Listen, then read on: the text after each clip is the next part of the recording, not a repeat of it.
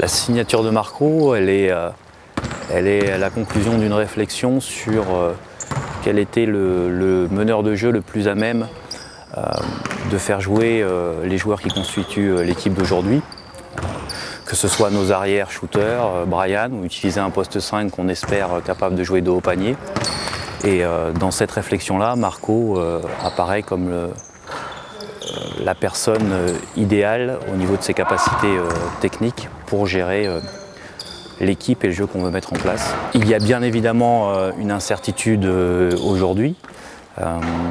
Les éléments dont on dispose sont positifs jusqu'à maintenant. La période de rééducation n'est pas encore terminée néanmoins. Mais il n'y a pas eu de coup d'arrêt sur tous les traitements qu'il a suivis et donc Marco fait des efforts tous les jours pour revenir au meilleur niveau. Donc c'est pareil pour Maël. La rééducation se passe bien dans le sens où il n'y a eu aucun coup d'arrêt. Le processus est suivi régulièrement. Il a eu un dernier rendez-vous avec le chirurgien il y a 2 ou 3 jours, qui était satisfait de l'évolution et de la souplesse qui est en train de se retrouver sur le talon d'Achille. Donc tout se passe bien. Aujourd'hui, les manques dans la constitution de l'équipe se trouvent sur le poste 3 et sur le poste 5, avec aussi la volonté de éventuellement se faire prêter un jeune joueur pour compléter les lignes arrières et notamment couvrir le début de saison par rapport à l'absence de Maël. Sur le poste 3 et 5, donc où on a la possibilité de mettre des joueurs non JFL. La priorité serait de signer le 5 en premier. L'idée, c'est de trouver quelqu'un capable de jouer de haut panier.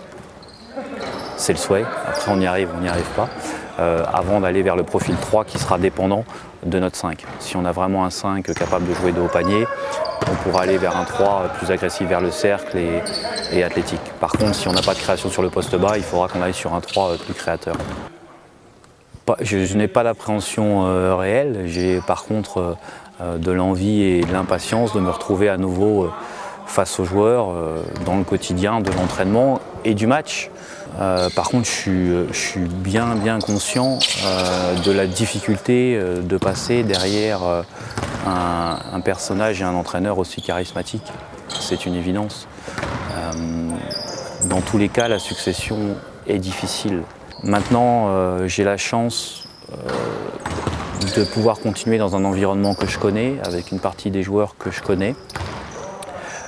Ça peut peut-être faciliter les choses. À l'inverse, peut-être que certains joueurs vont aussi faire des comparaisons, ce qui sera tout à fait légitime. Et il y a forcément une différence de niveau et de talent entre Philippe et moi. Maintenant, c'est le challenge qu'on a tous ensemble à faire pour l'année prochaine. Essayer de travailler au mieux pour continuer dans les rails qui ont été tracés. Le programme de reprise, oui, il est déjà en partie défini avec un retour des joueurs pour le 7 août, avec 2 journées réservées aux examens médicaux. Et ensuite, une fois que le staff médical aura donné son feu vert, le début des entraînements, a priori le vendredi soir 8 août. Le programme des matchs amicaux est en train d'être constitué. On en a pour l'instant 8 ou 9. Donc je pense qu'on va finir autour de la dizaine de matchs amicaux. Rendez-vous au 7 août pour commencer le travail de terrain. Oui.